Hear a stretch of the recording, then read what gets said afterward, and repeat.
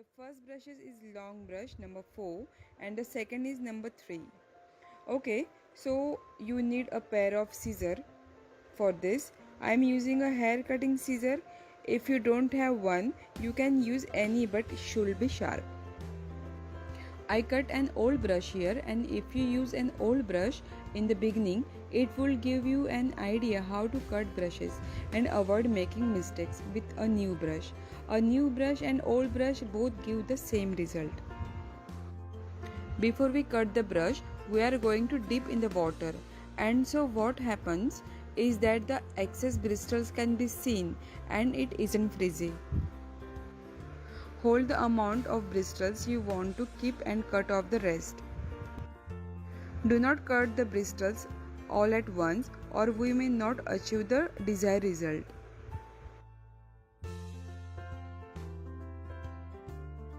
Do it slowly and step by step as I show to get the result you want.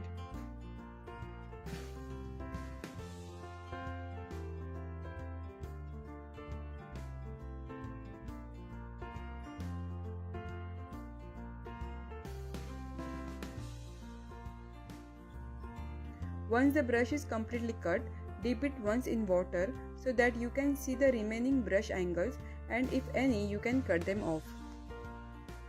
This will make the result better and the color will apply in the right place. I am cutting another brush in the same way. Practice with this brush regularly so that you will gain proper control over it.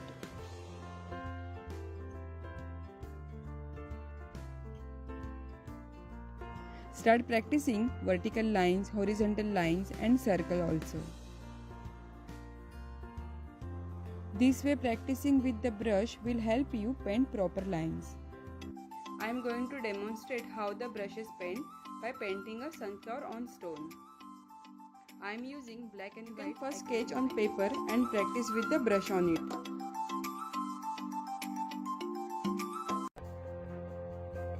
I have taken black acrylic color and have placed a few drops of water on my paper palette so that the color paints smoothly. Don't take too much water on the brush. It will make the colors very diluted and watery. If you have taken extra water on the brush, then tap it on tissue or cloth to remove it.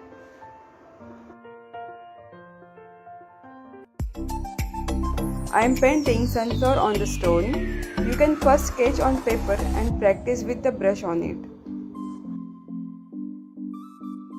I hope you liked and found this video useful. If so, please don't forget to like, comments and share. Enjoy this video till the end.